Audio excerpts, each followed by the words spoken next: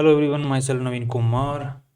और एक कंपनी है जो कि कॉटन प्रोडक्शन का काम करती है। जैसे दूसरे जो खेतों के अंदर में जो किसान लोग हैं या फिर कंपनी की जो खुद की जो प्रॉपर्टी है वहाँ पर कॉटन की बुआई करती है और वहाँ से फिर कॉटन जो उगता है फिर उसको बीज से अलग करती है, कॉटन के बीज से, और बाद में उसके गत्थे बना बना के फिर वो बेचती है।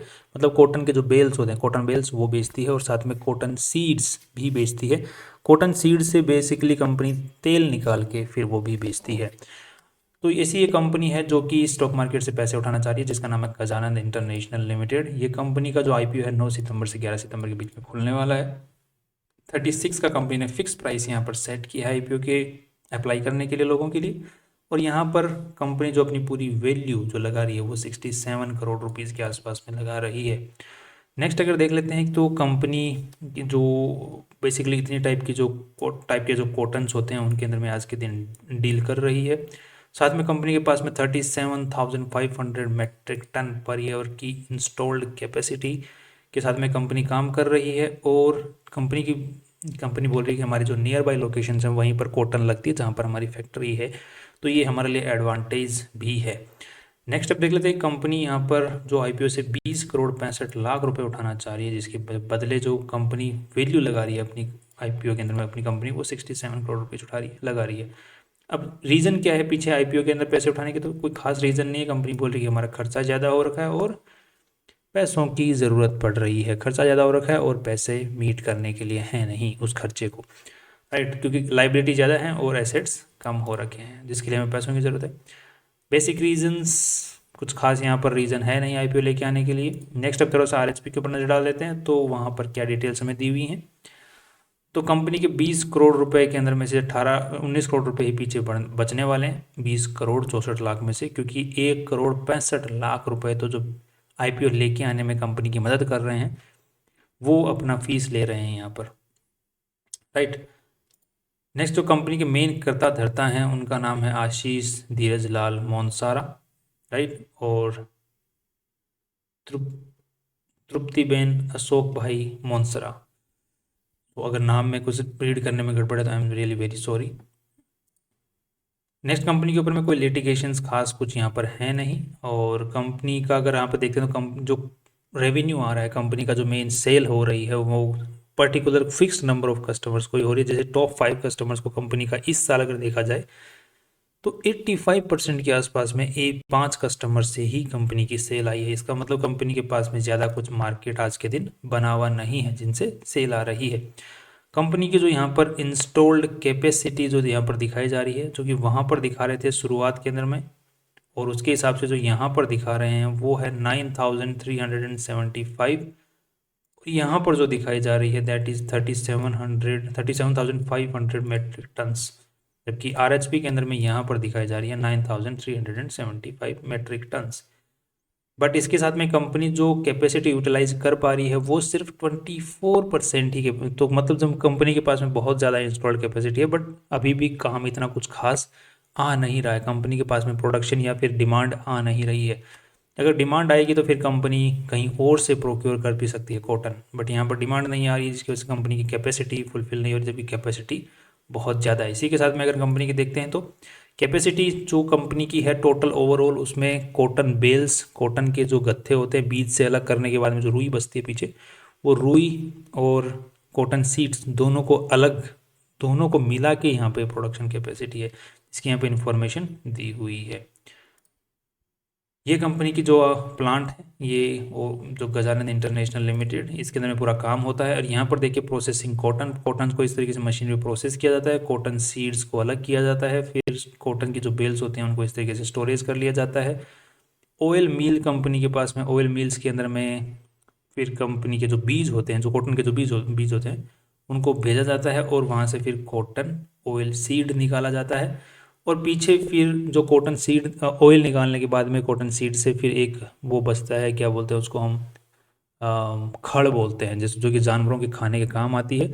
वो खड़ बहुत ही ज़्यादा पौष्टिक होते हैं जिससे कि जानवरों के जो अपने पशु होते हैं, मवेशी होते हैं, गाय भैंस, उनको अच्छी दूध की पैदावार होती है। तो यहाँ पे कंपनी पूरा का पूरा यहाँ पे कॉटन को यूज ले रही है एंड से, शुरुआत से लेके एंड तक। और तेल जो है अब कॉटन का तेल अपनी जगह जहाँ पे भी काम आता है वहाँ काम आता है। कभी मैंने सुना नहीं कि कॉटन का तेल खाना है, खाने के लिए कॉटन का तेल खा रहे हैं हम, तो मैंने तो नहीं सुना, किसी कोई खाते होंगे तो खाते होंगे। Survey number. अब नेक्स्ट, कंपनी के पास में जो प्रॉपर्टी है वो एक प्रॉपर्टी है जो कि रजिस्टर्ड ऑफिस भी है कंपनी का, और वेयर हाउस भी और फैक्ट्री भी है, वो कंपनी द्वारा ओन्ड है। बाकी जितनी भी प्रॉपर्टीज कंपनी की हैं वो they are not owned, they are just on rent. Next, company का जो गजानन इंटरनेशनल लिमिटेड है, जो लोगो है इस कंपनी यूज़ करती है, वो ऑब्जेक्टेड है, आज के दिन लिस्टेड नहीं है। फ्यूचर के अंदर में लिस्ट हो जाए तो हो जाए, बट ऑब्जेक्ट हो चुका है तो फ्यूचर में भी कंपनी को हो सकता है अपना नाम बदलना पड़े, या फिर कुछ और लोगों को चेंज करना पड़े, कुछ तो करना पड़ेगा। कंपनी के पास में आज के दिन जो एम्प्लॉयज़ हैं वो 29 एम्प्लॉयज़ हैं, और जिनमें से मेनली जो एम्प्लॉयज़ हैं वो लेबर हैं, क्योंकि लेबर का ही मोस्ट ऑफ द यहाँ पर फैक्ट्री में काम चलता है, चलेगा। अब यहाँ पे अगर आप थोड़ा सा कंपनी की बैलेंस शीट के ऊपर थोड़ा सी नज़र डालें, जहाँ पे कुछ कमाल की चीज़ देखने को मिलेगी। यहाँ पर अगर हम लोग देखते हैं तो कंपनी की जो बैलेंस शीट की साइज़ है दैट इज़ अराउंड 39 करोड़, तो 40 करोड़ रुपए के आसपास की बैलेंस शीट की साइज़ है, जिसमें कंपनी के पास में जो पैसा आया हुआ है, जो इन्वेस्टर्स का पैसा लगा हुआ है, that is around 17 crore, 18 crore मान लो, 18 करोड़ के आसपास में पैसा लगा हुआ है इन्वेस्टर्स का। और इसी के साथ में लगभग शॉर्ट टर्म बोरोइंग जो है, राइट, जो इसी साल कंपनी ने लोन उठाया है वो 11 करोड़ का है, जो इस साल चुकाना भी है। इसीलिए कंपनी बोल रही है वर्किंग कैपिटल रिक्वायरमेंट, कि हमें खर्चा ज़्यादा है, पैसे कम हैं, उस खर्चे को मीट करने के लिए। ट्रेड्स पेएबल जो कि इसी साल कंपनी को चुकाने हैं दूसरे लोगों जिनसे रुई कंपनी ने, रुई बीज के साथ में जो रुई जो कॉटन इकट्ठा किया है उनको चुकाने हैं 9 करोड़ रुपए के आसपास में। अब कंपनी के पैसे लगे हुए हैं कहाँ पे, तो 26 करोड़ की तो इन्वेंट्री पड़ी हुई है, और 9 करोड़ के कंपनी के ट्रेड रिसीवेबल्स हो रखे हैं, जो कि पिछले साल 2 सालों के मुकाबले इस साल भयंकर 3 गुना इंक्रीज देखने को मिल रहा है, जो कि अगेन एक नेगेटिव पॉइंट है। क्योंकि यूजुअली आईपीओ ईयर्स के अंदर में आई डू नॉट अंडरस्टैंड कि ये ट्रेड रिसीवेबल्स कैसे बढ़ जाते हैं ऐसे। कुछ कंपनियों के नहीं बढ़ते हैं, जो मुझे बहुत ही जेन्युइन लगती है, बट काफ़ी सारी कंपनियों के ट्रेड रिसीवेबल्स बढ़ जाते हैं। और मोस्टली इसके जो ट्रेड रिसीवेबल्स बढ़ने के पीछे रीज़न होता है इस शेयर कैपिटल का इंक्रीज, जिसमें कंपनियां बोनस जारी करती हैं, बोनस जारी करती हैं तो फिर जो प्रमोटर्स जो कि होल्ड कर रहे हैं शेयर्स, तो शेयर कैपिटल तो उनका एक वो उनको पैसे रखने पड़ते हैं, कंपनी के नाम पे पैसे ट्रांसफ़र करने पड़ते हैं। तो वो पैसे ट्रांसफ़र ना करने के बजाय ये फालतू की जो चीज़ है ये करते हैं, ट्रेड रिसीवेबल्स दिखाने की कोशिश, इन्वेंट्री दिखाने की कोशिश, ये वाली चीज़ें करते हैं यूजुअली। तो मोस्टली इन्वेंट्री भी यहाँ पे अच्छी खासी देखने को मिल रही है आपको, अच्छा खासा इंक्रीज है देखो पिछले 2 साल के मुकाबले, और इस साल ट्रेड रिसीवेबल्स भी अच्छा खासा देखने को मुकाबले है, बहुत ज़्यादा, जस्ट बिकॉज शेयर कैपिटल को बढ़ाना है। नेक्स्ट, अब कंपनी की अगर हम लोग रेवेन्यू को चेक करते हैं यहाँ पे, तो 61 करोड़, यहाँ पे 73 करोड़, और यहाँ पर सीधे ही 108 करोड़ आईपीओ ईयर के अंदर में, जबकि नॉर्मल जो इंक्रीज है उसके मुकाबले ज़्यादा इंक्रीज यहाँ पर देखने को मिल रहा है। अब नेक्स्ट हम देख लेते हैं कि कंपनी के नेट प्रॉफिट्स किस तरीके से हैं। तो यहाँ पर नेट प्रॉफिट्स पिछले साल 1.5 करोड़ थे, इस साल 2 करोड़ 23 लाख रुपए हैं, तो नेट प्रॉफिट्स में कुछ ज़्यादा इंक्रीज यहाँ पर देखने को नहीं मिल रहा है। यहाँ पर जो कुछ खास ज़्यादा यहाँ पर मुझे लग रहा है कि ठीक ठाक मामला चला है। अब कैश फ्लो की अगर बात करते हैं तो कैश फ्लो के मामले में ओके, तो 9 करोड़ रुपए माइनस, बिकॉज पिछले 2 साल से कैश फ्लो जो है पॉजिटिव है, बट इस साल कंपनी ने शेयर कैपिटल बढ़ाया, शेयर कैपिटल बढ़ाया तो ट्रेड रिसीवेबल्स बढ़ाना पड़ गया, और ट्रेड रिसीवेबल्स बढ़ाने पड़ गए तो कंपनी का कैश फ्लो ही बिगड़ गया। पिछले कभी 2 सालों 3 सालों के अंदर में फर्स्ट टाइम कंपनी का ट्रेड रिसीवेबल्स नेगेटिव रहा है, और वो भी एक 9 करोड़ रुपए से रहा है, दैट इज़ वेरी बैड। क्योंकि कंपनी ने इन्वेंट्री में पैसा दिखाया है और साथ में ट्रेड रिसीवेबल्स में पैसा दिखाया है।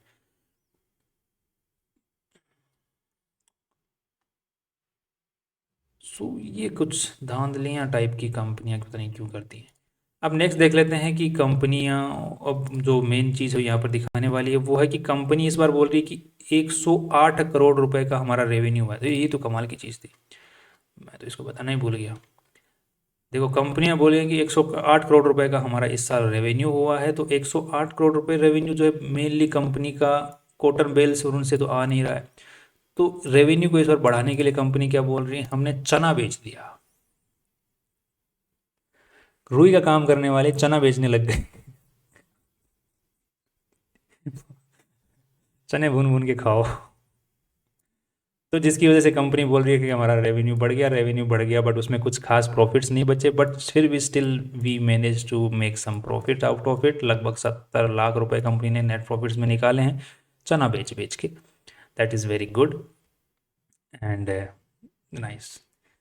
तो अब नेक्स्ट देखते हैं कि अब वो आई थिंक वो जो चना बिका है पूरे के पूरे ही रिकवर नहीं हुए हैं। जितना भी चना बिका है उससे उससे या फिर जितनी कॉटन बेल्स बिकी है वो पैसा भी रिकवर नहीं हुआ, और चना जो बिका है वो भी पैसा रिकवर नहीं हुआ है, ऐसा देखने को मिल रहा है। या फिर ये चने वाली जो स्टोरी है ये पूरी की पूरी मेडअप है। आई डोंट अंडरस्टैंड दिस कि रुई बनाने वाली प्रोसेसिंग करने वाली कंपनी चना क्यों बेचेगी। नेक्स्ट अब देख लेते हैं कि इस चना बेचने वाली जो स्टोरी चीज़ ने ना पूरी एनालिसिस इस कंपनी की बेड बजा दी। ओके, सो अब नेक्स्ट फाइनल व्यू जो है कंपनी को एक बार हमें कंपेयर करके देखने पड़ेगा। कंपनी के जो नेट प्रॉफिट्स हैं उनको साथ में उनको देखते हुए जो कॉम्पिटिशन में जो कंपनियां ऑलरेडी लिस्टेड कंपनियां उनके मुकाबले उनके साथ में। सो हमें यहाँ पे लेटेस्ट डेटा जो है 2024 का है, तो इसमें कंपनी ने कितने पैसे कमाए हैं उसकी अगर बात करते हैं तो 2 करोड़ 23 लाख रुपए कंपनी ने कमाए हैं, और जो वैल्यू लगा रही है that is around 67 crore rupees.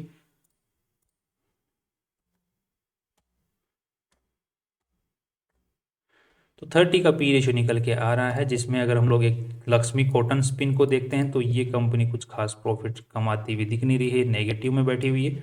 और दूसरी कंपनी ने नाम दिया है स्प्राइट एग्रो, जो ऑलरेडी कंपनी राइट इश्यू लेके आई थी, और इसका प्राइस ऑलरेडी बहुत ही ज़्यादा हाइप्ड और मैनिपुलेटेड है इस स्प्राइट एग्रो का, बिकॉज कंपनी का राइट इशू आया था जिसमें भी जिस भी भाई ने इस राइट इशू में कंपनी के अप्लाई किया था वो आज बेच ही नहीं पा रहा शेयर्स। पिछले लगभग 15-20 दिन से कंपनी का जो शेयर है वो लगातार लोअर सर्किट के ऊपर में मारता हुआ नीचे ही नीचे आता जा रहा है। तो ये कम्प्लीटली मैनिपुलेटेड शेयर है, तो इसके साथ कंपेयर करना तो फिर अलग ही एक इलीगल सा ही काम हो जाएगा। नेक्स्ट, अब तो कंपेयर करने के लिए हमारे पास में कुछ है नहीं, और कंपेरिजन वाइज अगर देखते भी हैं तो कंपनी ठीक ठाक वैल्यू पे अपनी शेयर्स लेके आई है, बट स्टिल अब ओवरऑल मेरा क्या मानना है इस कंपनी को लेकर के। देखो, कॉटन सेक्टर है, इससे कपड़े बनते हैं, तो ये इस सेक्टर को लेकर के, बट इसमें कंपटीशन बहुत ज़्यादा है। इसके सेक्टर की फ्यूचर में डिमांड तो रहेगी रहेगी, बिकॉज कॉटन से बहुत सी चीज़ें बनती हैं, तेल निकलता है, और बाद में वो जो खड़ बनती है वो भी उसकी भी ठीक है। कंपनी का जो रेवेन्यू है नॉर्मल इस साल के मुकाबले पिछले सालों का देखा जाए नॉर्मल रेवेन्यू है, कंपनी नेट प्रॉफिट्स भी निकाल पा रही है, और कंपनी ने 1.5 करोड़ रुपया पिछले साल निकाला है और 67 करोड़ की वैल्यू लगाई है। तो 1.5 करोड़ के हिसाब से कंपनी 67 करोड़, तो ये लगभग 40 के पी रेशियो के आसपास में 40-45 का पी रेशियो के ऊपर लेके आई, जो कि थोड़ा सा हायर साइड में है इस टाइप की कंपनियों के लिए, बहुत ही ऊपर की ज़्यादा हायर साइड के अंदर में दिख रहा है। और कंपनी का जो पीबी रेशियो की अगर बात करते हैं यहाँ पर हम कि नेटवर्थ के हिसाब से क्या वैल्यू लगाई है, तो उसकी अगर बात करते हैं तो नेटवर्थ इज 17 करोड़, जो कि फालतू की हाइप लग रही है। 17 करोड़ और 20 करोड़ रुपए और उठा लेगी। 17 प्लस 20 तो दैट्स 37 के हिसाब से कंपनी का 1.9889 के आसपास में आ रहा है। तो जो कि ऑलरेडी नेटवर्थ जो है वो थोड़ी सी हाइप्ड है। तो ये जो पैसा यहाँ पे जा रहा था, पिछले साल 5 करोड़ थे और इस साल जो है 20 करोड़, तो 25 करोड़ के हिसाब से अगर देखते हैं तो कंपनी का 3 का पीबी रेशियो, 3 का नहीं बोलेंगे, 2.67 के आसपास का पीबी रेशियो निकल के आ रहा है, जो कि ठीक ठाक है, राइट, ठीक ठाक है। और कंपनी के द्वारा जो ज़मीन है वो ओन्ड है, तो फिर कोई दिक्कत वहाँ पे नज़र आती नहीं है। बट ज़मीन की क्या कितनी कीमत होगी, 67 करोड़ थोड़ी होगी। सो ओवरऑल कंपनी का जो बिजनेस है लॉन्ग टर्म के हिसाब से ठीक है, बट यहाँ पर जितने भी नेगेटिव पॉइंट्स जो नज़र आ रहे हैं मुझे फ्यूचर को लेकर के कंपनी को थोड़े से डाउट्स क्रिएट हो रहे हैं। तो अब आपको जो भी लगता है आपके सामने है, आपको क्या करना है, लगाने हैं तो लगाओ, नहीं लगाने हैं मत लगाओ। तो फाइनल डिसीजन जो भी आप लो अपने फाइनेंशियल एडवाइजर से पूछ के और रिसर्च करके ही लें। That's all. कल फिर मिलते हैं नए इंपॉर्टेंट वीडियो के साथ में। सी यू टुमारो।